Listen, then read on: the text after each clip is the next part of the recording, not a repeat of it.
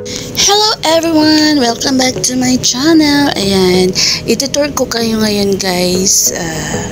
Today, first time kong sumakay ng LTR. Yeah, LTR siya guys. Usually, ang ginagamit ko na sinasakyan na train is MRT. Dito kasi sa ano guys, by the way, nakabase ako dito ngayon sa Singapore. So, usually, pag nagta-travel ako guys, MRT tsaka bus yung ginagamit ko. And then, for this day, actually, napasakay ako ng LTR guys. LTR ba? LRT pala. Sorry, my mistake. Kasi, nag-order ako sa isang friend ko ng Biko at saka cassava cake. So, unfortunately, nasa dulo po siya. Ang layo-layo ng kanyang place. So, weekdays yon at nataon naman na nag-holiday yung amo ko sa Thailand. So, nakalabas ako. At kinuha ko yung order ko na Biko at saka cassava cake. Kasi pagdating ng mga amo ko galing Thailand, the following day pupunta na kami sa Malaysia. So, itong in-order ko na to na kakanin, dadalhin ko sa Malaysia kasi yung family house ng amo kong lalaki, may kasambahay din sila doon guys. Kagaya ko din siya, Pilipina and Ilocana. So yung nagluto din dito, Ilocana din siya. Pwede naman kasi akong magluto, kaso nga lang, ang problema, ang gamit ko ngayon na panluto dito sa bahay is yung induction cooker lang. Since nag-pandemic kasi, hindi na muli bumili ng ampo yung gas kasi naubusan na kami ng gas. So, ang ginagamit namin ngayon ay induction cooker. So, simula nung nag-pandemic guys, yun na yung start ng paggamit ko ng induction cooker. Pero pag sabi naman ng amo ko, after nag-holiday kami sa Malaysia, sabi niya, they will try to buy again a gas. Ano ba yan? Yun. So hopefully, bibili nga sila kasi mas okay kasi yung yung gas talaga, yung gasol. Kasi kapag sa induction guys, ang hirap-hirap magluto. Ang hirap-hirap kontrolin yung hotness niya. Kahit i-lower mo pa yung heat niya, ano pa rin, parang nasusunog pa rin yung niluluto mo, especially pag nagpiprito ka, ganun.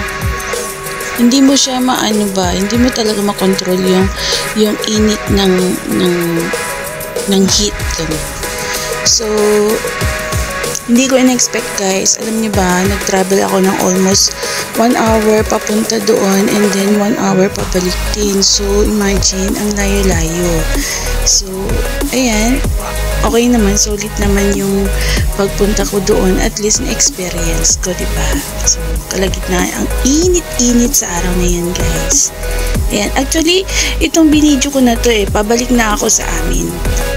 Hindi ako nakapag-video nung papunta pa lang kasi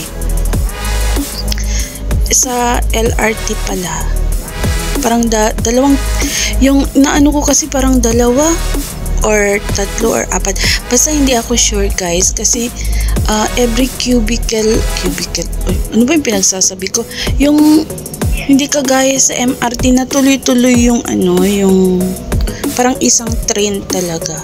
Pero ito kasi hindi parang hiwa-hiwalay siya. Ayan, tingnan niyo yung nakakasalubong namin guys. Ganun, hindi siya dire-diretso na ayan, putol na ganyan. Ayan, wala siyang So, ang ganda ng panahon guys, masyadong mainit. So, nataon naman ako dito na naupo dito sa harapan. Ayan. So, nakapag-video ako. Kanina kasi papunta ako dun sa friend ko. Nasa gitna ako, guys. I have no chance to take a video. Ganun. So, eto pala ang Singapore. Ayan. Tingnan ninyo.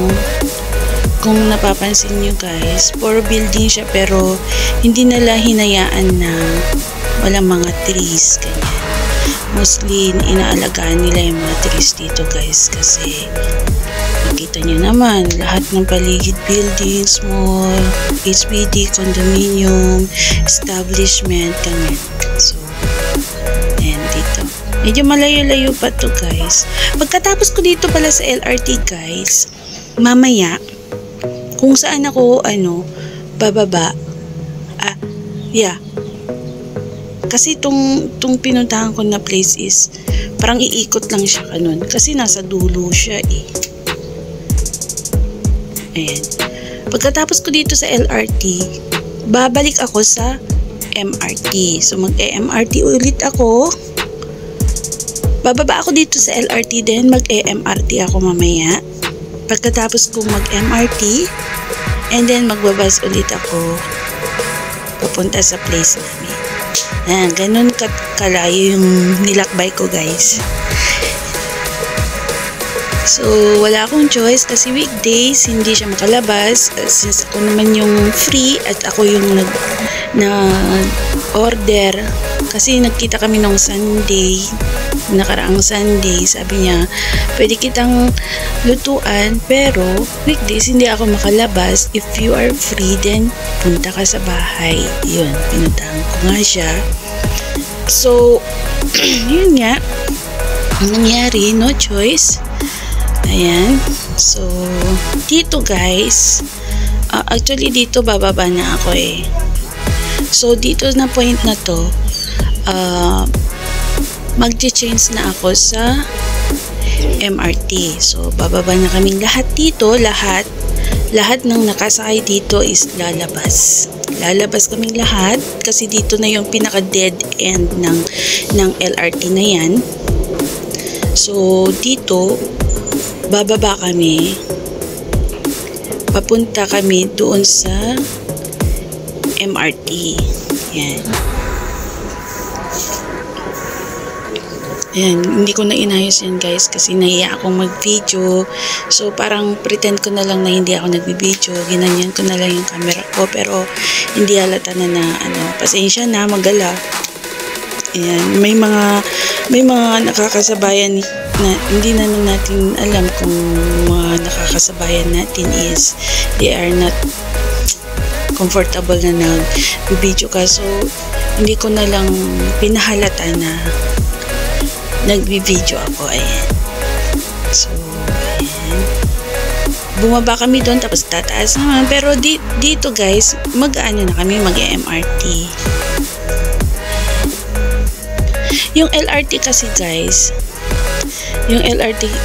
parang yung sa trend sa atin. Parang ganun. Yung old ba na nila. Pero dito sa MRT na to, yung malamig dyan kasi aircon.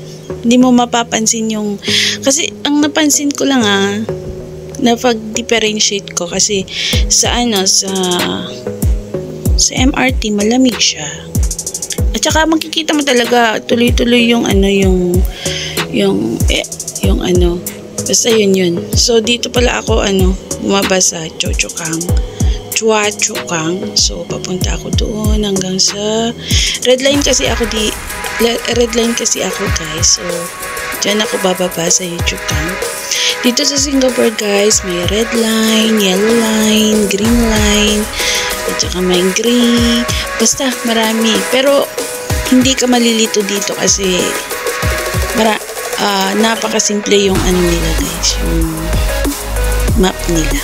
So ito na yung ng MRT. Ayan. So thank you for watching guys. Bye.